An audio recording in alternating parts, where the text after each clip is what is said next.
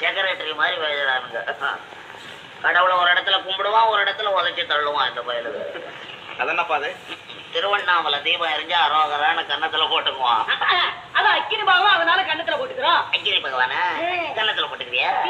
வீடு எரிஞ்சா மட்டும் ஐயோ அப்பன்னு வாயிலையும் வயிற்றுல ஏன்டா அடிச்சுக்கிற? அதுவும் அக்கினி பகவான் தான் அடி பல்ட்டி. அவன்லடா பக்தன். எங்கடா டூப் விடுறடா சாமி? மகா திமிரு பிடிச்சவன்.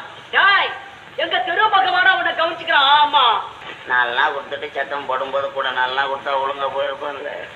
எடுத்த உடனே 8 நாள் கொடுக்குறேன், அதான் குடையிறான் உன்னை போட்டுக்கிட்டு. கிஷோரா போட்டு தம்பி சாப்பிட்டு ரொம்ப நேரம் ஆக்கியப்பா. நாங்க கறி சாப்பிடறது இல்லையாப்பா? என் வீட்டுல பச்சியமா இல்ல, நாங்க ஜீவகாருண்ய கட்சியில சேர்ந்திருக்கிறோம். அடிச்சாங்க திங்கிறதுக்கு கூட கட்சி வச்சுக்கிட்டீங்கடா. எவ்வா என்ன தம்பி அர்த்தம்? அதாவது உயிர்களை கொலை செய்யக்கூடாது. நீங்க